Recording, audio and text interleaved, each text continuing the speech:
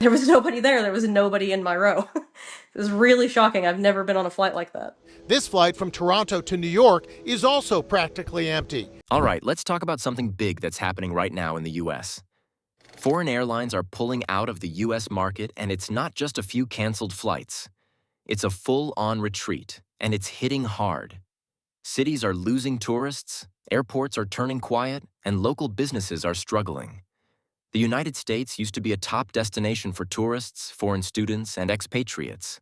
However, now travelers are avoiding America as if it does not exist. Here in California, international travel is predicted to decline by 9% this year, driven by higher tariffs imposed by the Trump administration and negative sentiment. According to a July 2025 report, international visitor numbers plummeted by 11.6% in March alone, with Western Europe down 17.2%, and Canada is even worse. In March, travelers from Canada dropped by 20%, and by June, it was down by 40%.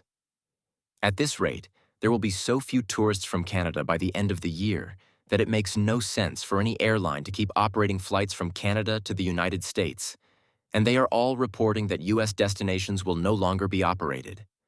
Imagine being unable to find airlines willing to fly from Canada to the United States, and some regions, like the Caribbean, seeing drops as high as 26%. This translates to a projected $29 billion loss in tourism revenue for 2025, a devastating blow to industries from hospitality to retail. If you have been paying attention and following recent developments, you may not be too surprised, as this is largely due to the actions of US President Donald J. Trump. His tough immigration rules, trade fights, and America First attitude are making the US feel like a place people from other countries should stay far away from. The world's losing interest in the US, and it's costing big time. Let's break it down, keep it real, and figure out why this is such a bad sign for where the US is headed. The US travel industry is in freefall, and the numbers aren't whispering, they're screaming. Airlines that spent years building routes to America are now cutting ties, one by one. The result? Airports growing quiet, terminals sitting empty, and small businesses bleeding revenue. This isn't just turbulence. It's a full-on crash. Let's start with a warning sign from overseas. Iceland's Play Airlines, once a favorite for budget travelers, is calling it quits. By October 2025, it will stop all flights to the US, including Stewart, New York, Boston, and Baltimore.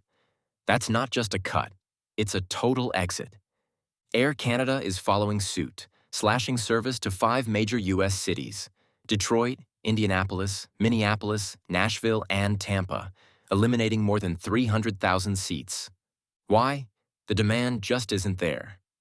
According to OAG Aviation Worldwide, advance bookings for Canada-US flights from April 2025 onward have collapsed, down a staggering 71 to 76% from last year. Think about that. In March 2024, Canadians booked 1.2 million April tickets. This year, just 295,000. That's a 76% nosedive. What do airlines do when nobody's flying? They cut routes. Hard. Summer schedules through October 2025 are being slashed. Peak months like July and August are already down 3.5%. And it's not just bookings. Border data shows Canadian entries to the US fell 12.5% in February and another 18% in March. In April, land crossings plunged 35%, and air arrivals dropped nearly 20%.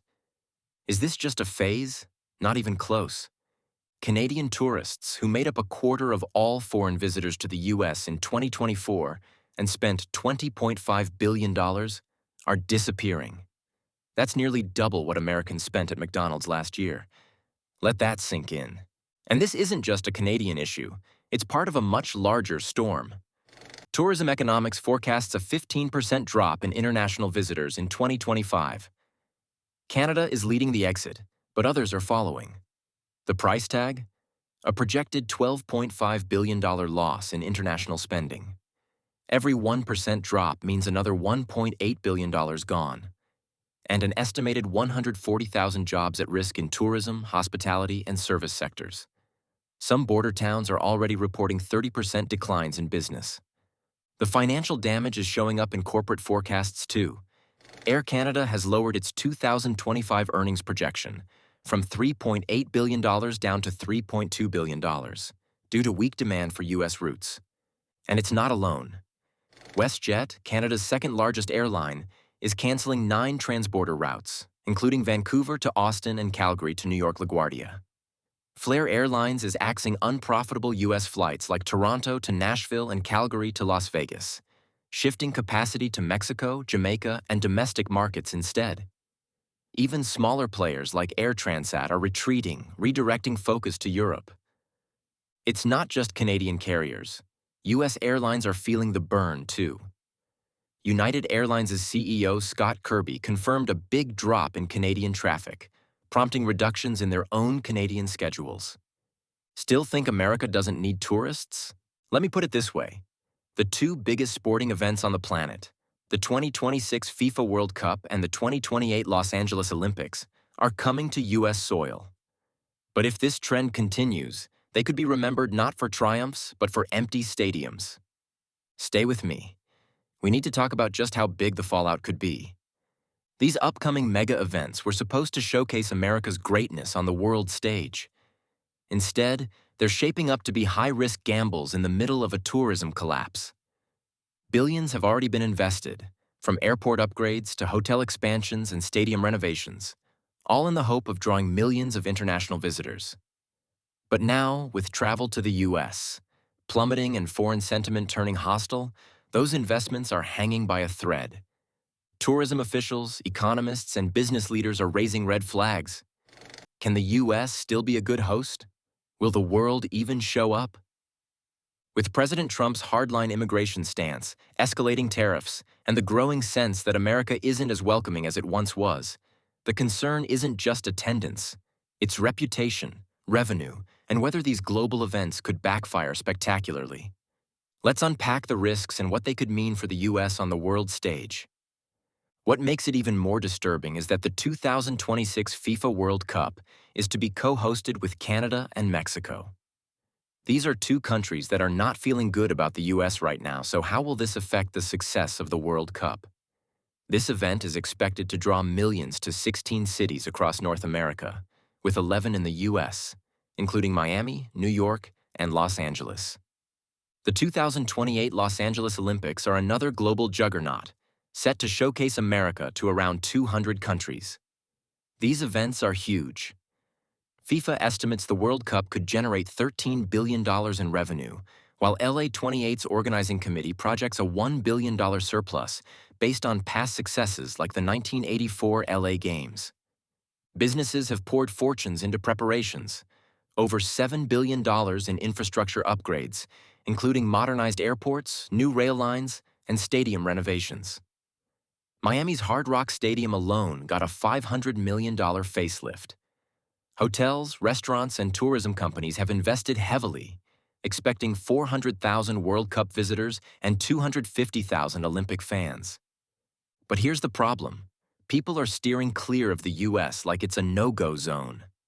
The U.S.'s reputation is in tatters, with ex-posts calling it a modern leper colony and predicting boycotts of the World Cup and Olympics. If fans stay away, those billions in investments, stadiums, hotels, transit, could become ghost towns, like Athens' abandoned 2004 Olympic venues.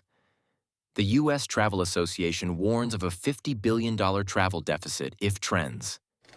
Experts are already demanding that the U.S. fix this problem to avoid colossal losses. These events were meant to showcase America's greatness, but Trump's policies, tariffs, travel bans on 12 countries, and hostile rhetoric are turning the U.S. into a global outcast. Stay with me, because this travel reduction is not just from Canada, and we will get into disturbing data from other countries soon, so you see just how bad the situation is. But first, why are Canadians particularly turning against the United States in these large numbers? It's a perfect storm of politics, economics, and bad vibes. President Donald Trump's America First policies, like slapping 25% tariffs on Canadian goods and calling Canada the 51st state, have sparked outrage. Former Prime Minister Justin Trudeau urged Canadians to choose Canada for travel, and current PM Mark Carney called the tariffs a direct attack. A massive Buy Canadian movement has taken root. 91% of Canadians want less dependence on the US, and 85% are actively choosing domestic products. On Facebook alone, the Buy Canadian group boasts over 1.2 million members pushing alternatives to US goods and destinations. And then there's the border mess. Canada's updated travel advisory now warns of strict enforcement at US entry points. Think random device searches and intense questioning. Stories are circulating of German tourists detained for weeks over minor visa issues, which has spooked many. One traveler from Quebec told CBC, "I'm not risking having my phone searched or getting stuck at the border." That fear is real, and it's keeping people away. Polls show 36% of Canadians have canceled or are likely to cancel US trips in 2025. In Quebec, that number jumps to 45%. Add economics to the mix, and the situation gets even worse. With the exchange rate stuck at 1.40 Canadian to $1, American vacations are now luxury priced. The average US trip costs $7,250, up 24% from 2024. That's like paying for Europe and getting a crowded airport in return. No surprise, then, that Canadians are saying, forget it. Instead, they're heading to Mexico, the Caribbean, Europe, or simply staying home. 77% now plan to vacation within Canada in 2025, up from 69% last year. Airlines are following the trend. Air Canada and WestJet are ramping up flights to Paris, Rome, and Jamaica while scaling back their US routes. This isn't a blip. It's a 5-alarm fire. Canadian tourists once pumped over $20 billion into states like Florida and New York. If the US doesn't back off the tariffs, fix the border chaos, or soften the hostile tone, this may become the new normal. And Canada isn't just a neighbor. It's an economic lifeline. Right now, that lifeline is being cut. The impact is already here. And it's brutal. In places like Florida, Canadian tourists are a backbone of the local economy. Of the 142 million visitors Florida welcomed in 2024, 3.3 million were Canadians, more than 3 times the next closest country. Now, airports like Fort Lauderdale and Orlando are seeing up to 30% fewer Canadian flights. A Quebec-based travel agent who specializes in Disney and Universal trips reported a staggering 60% drop in bookings between February and March 2025. Duty-free stores at the border are down 40 to 50%, with one Surrey shop owner losing 80% of their business.